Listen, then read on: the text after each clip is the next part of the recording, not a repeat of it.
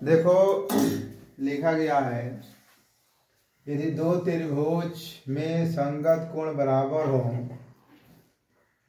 तो उनकी संगत भुजाएं एक ही अनुपात में होती हैं और ये त्रिभुज समरूप होता है। मतलब दिया है, ध्यान दीजिएगा, दिया है इसमें संगत कोण कि कोण ए बराबर कोण डी हो गया है, कोण बी बराबर कोण ई हो गया है और कोण सी बराबर कोण एफ हो गया है। उसने दिया हुआ है। यहाँ से हम रचना के तौर पर लिख देंगे, रचना पर लिख देंगे कि भुजा डी ई व भुजा डी एफ पर ई एफ के समांतर, ई एफ के समांतर एक रेखा पी क्यू खींचे। इतना आप लिख देंगे।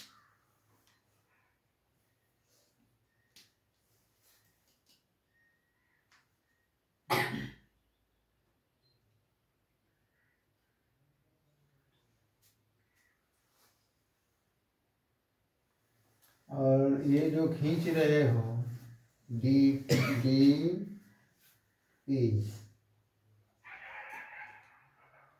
जो खींच रहे हैं ये वाली लाइन रहो, ये हमारा अर्थात क्या खींचते हो, तब खींचते हैं डी पी बराबर, ये इतना डिस्टेंस बराबर खींचे, कितना ए बी खींचे। और उसी तरह तुम्हारा ये वाली हो जाएगा डी क्यू बराबर तुम्हारा हो जाएगा ए सी। समझ में आ गया? इसका कहने का ये मतलब है कि आपको दो समरूप त्रिभुज दे दिया है, ये वाला कोण, ये तीनों कोण इस वाले त्रिभुज के तीनों कोण से क्या हो गया है, बराबर हो गया है। तो जब बराबर हो गया है तो इस वाले लाइन को खींचने जा रहे हो तो हम देखेंगे कि जितना ये है ए बी जितना है और जितना ए सी है इस त्रिभुज पर ले लेते हैं और इसके समांतर इसको क्या कर देते हैं, खींच देते हैं।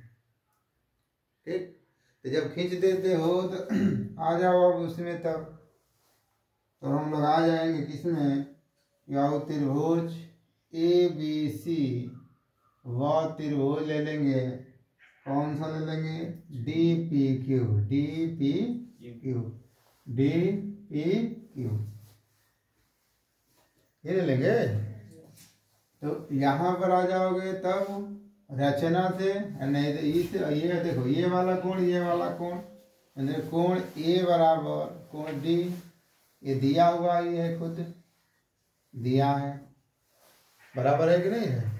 ठीक, समझना, नहीं दिक्कत होगा तो पूछना। चलो ये हो गया। अच्छा ये वाली लाइन जो तुम खींचे हो ए बी बराबर हो गया है किसका, डी पी का। अभी तुम किससे खींचे हो, रचना से खींचे हो, अभी आप खींचे, अभी तुम आपको खींचा गया है। फिर उसी तरह आपका हो जाएगा ए सी इजिकल टू कितना हो जाएगा, डी क्यू। तो तीन चीज तो बराबर हो गया ना। तो जब ये बराबर हो गया तो हम लिख देंगे अतः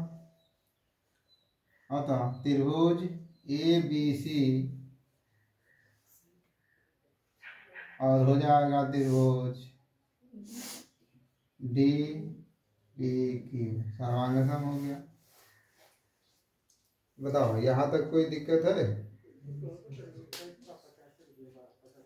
तो जब इतना बराबर हो जाएगा लड़के तो ध्यान दो, यहाँ पर थोड़ा सा ध्यान दीजिए कि ये वाला त्रिभुज इस वाले त्रिभुज के सर्वांगसम हो गया ये। जब इसके पर हो गया है तो हम पहले से जानते हैं कि कोण बी बराबर कोण ई लिखा था कि नहीं लिखा था, लिखा था ना। तो इसके समांतर ही नहीं इसको खींचे हो, तो इसका मतलब कि बी की दूरी इसकी दूरी के बराबर है, तो कोण P बराबर लिख देंगे, कोण E लिख देंगे। बताइए क्यों? क्योंकि हम लिख देंगे कि जो PQ है समांतर है किसके, EF। PQ जो है समांतर है EF। और जब ये समांतर हो गया तो तुम आसान तरीका जानते हो कि आधारभूत समानुपातिक प्रमेय से। तो आधारभूत समानुपातिक प्रमेय का मतलब क्या होता है, इस वाले के बटा में इसको लिखते हैं, याद है ना। तो आप यहाँ पे लिख देंगे dP अपान क्या हो जाएगा, PE लिख देंगे। उसी तरह आप इसको लिख देंगे dQ अपान क्या लिख देंगे, QF लिख देंगे। बताइए यहाँ तक कोई दिक्कत है। तो अभी तुम लिखे हो देखो dP किसके बराबर है, dP बराबर हो गया है AB के, dQ बराबर हो गया है AC के। तो हम समरूपता के हिसाब से यहाँ AB और बटा में क्या लिख देंगे, PE लिख देंगे और इसको लिख देंगे AC अपान क्या लिख सकते हैं यहाँ पर, QF लिख सकते हैं। यहाँ तक बताओ,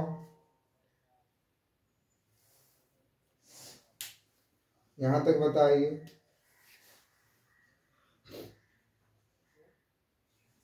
तो जब इतना हो गया तो तुम्हें बताया गया था ना, यदि छोटा छोटा लेते हो तो इसी को लेकर इसके बटा में ये लिखते हो, नहीं तो दोनों साइड में 1 कर जोड़ करके तुम्हें दिखाया था कि यदि इसके ले लेते हो तो ये पूरे का बट्टा हो जाएगा।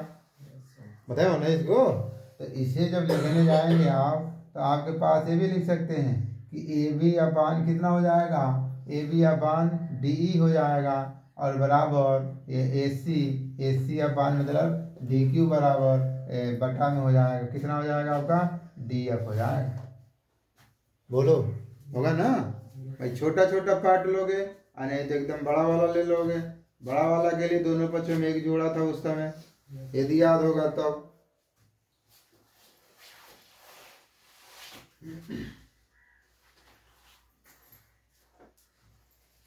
तब इसका मतलब तुम यहाँ से जब हल करने जाओगे ना बाबू तो ध्यान दो समरूपता।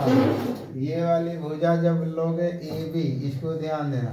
ये वाली इधर का लिए भुजा ना, तुम इधर का भुजा लिख दोगे, इधर का भुजा हम लिख देंगे क्या चीज, DE। ये वाली भुजा लोगे क्या है तुम्हारा BC, तो इस टाइप का ये बना है क्या हो जाएगा EF। फिर उसी तरह ये वाली भुजा ले लो AC, ये वाला भुजा आ जाएगा क्या हो जाएगा DF हो जाएगा। यही हमें क्या करना था, सीधे करना था। तो ध्यान दीजिए, यही बात समझ में कर लीजिए।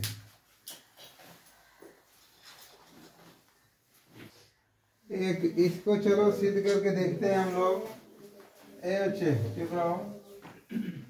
इसको समरूपता पर सिद्ध करने के लिए हम जानते हैं कि यदि इस वाले त्रिभुज का ले रहे हो, मतलब त्रिभुज ABC और त्रिभुज ले रहे हो कौन सा DEF में, तो हम ले रहे हैं तो इसको हम लिख देंगे AB।